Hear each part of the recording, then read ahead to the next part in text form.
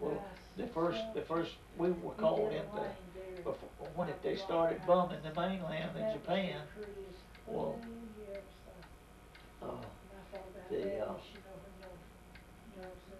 all the fishing boats and sampans and spit kits that the Japs had out there, they had a little old radio on them, and when they'd see a bunch of them planes going toward the mainland, U.S. planes going toward the mainland, well, they'd call ahead and tell them, says, this plane's on the way. Well, they called 22 submarines into Saipan, when Saipan was we'd just first taken over Saipan, and they sent us all out in abreast, and they told us to sink everything that's every fishing boat and everything else you can find out through there. And what we were supposed to do, that if we found one, we were supposed to send a message for the sub that was on either side of us to come help us that we found a target. Well,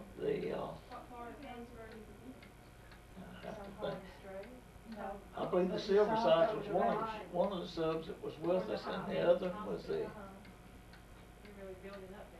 terrible. I done forgot the name of the thing. But we called them and told them, said we got a target. We got up on the gun. The captain says, fire one across their bow. Well, that wasn't no problem. We wheeled the gun around there. The thing was after the cunning time. Swung it around there. We fired one across his bow, and he thought they'd probably give up.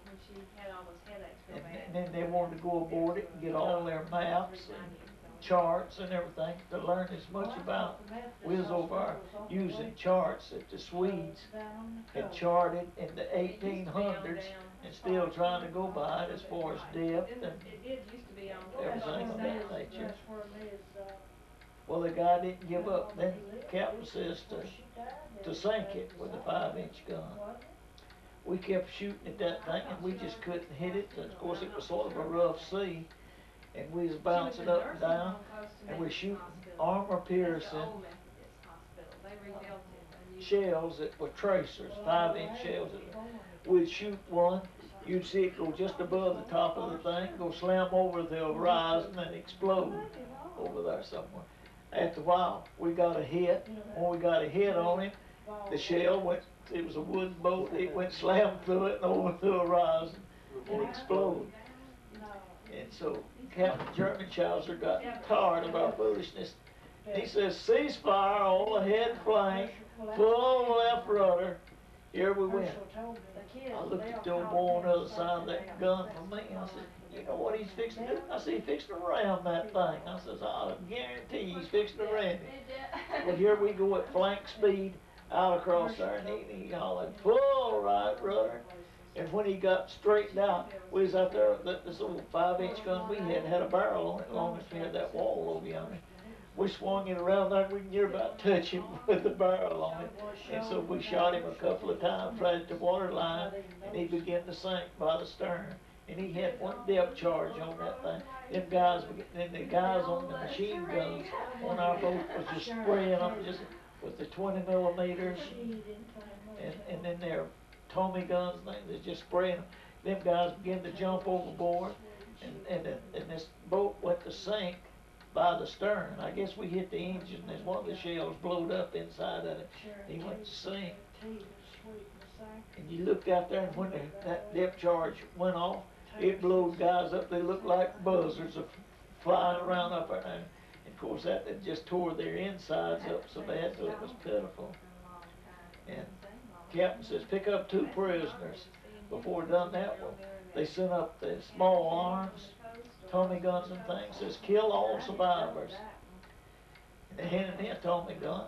I didn't want to shoot them guys. I says, and that's what I said. I says, I'm going to shoot them guys just like shooting fish in a barrel. And there was 1 or 2 just right down the edge of our boat. There's no boy from Louisiana said, give me that thing. Says, I'll show you. And he turned it loose on him, just cut him in 2 with it. And there was about 15 guys that was on that little boat. But when we first began to fire at him, well, when we was jockeying for position there, I kept seeing little puffs of black smoke come up, just straddling us. I said, what is that? They said, they got a 1-inch gun on that thing there firing at us. I says, you don't mean it. I says, that's the first time I knew they was gonna shoot back. I thought we was gonna be the ones doing the shoot. Come to find out they was gonna shoot back at us. And we come up short of you. Yeah. And I don't, that 1-inch shell may have been enough to punch a hole in us, I don't know. They had 2 cookies and a tangerine. But this old guy on the bank, his 5-inch gun crew, they is good. I mean, it's, if when they battle surface and they come up there, you could just about bet. First thing they done, they'd rig the decks of that thing with the 40 millimeters and the 20 millimeters. And then if the thing had a gun on it, so all them old frigates had guns on them, and them guys were on them 20 and 40 millimeters, they'd do away with the gun crews just right away.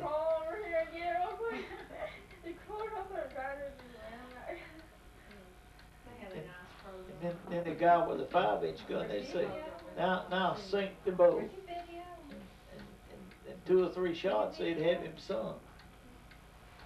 It wasn't big enough to fire a torpedo at. But about the time that we left them out there, well, they began to come up with some little bitty torpedoes that that you could blow them out of the tube, and then you had to dive to 150 feet. You blow them out of your tube, and they'd pick up the propellers on whatever it was you was wanting to sink, and they'd just go hunting. They'd go hunting that thing. The only thing is wrong, about half the times when you blow them out of the tube, they just went straight to the bottom. They didn't run like they're supposed to. They weight up just took them down. But when they could get them to fire, well, they didn't back up from a destroyer and nothing else then. Because when you got your propellers blowed off the thing, you was in trouble. Well, I saw some of the first electrical torpedoes that come out, the one the battery operated ones. You could turn the thing on and talk to that thing, and the rudder on that thing would just flop like that. You could tell it was wanting to follow wherever the sound was.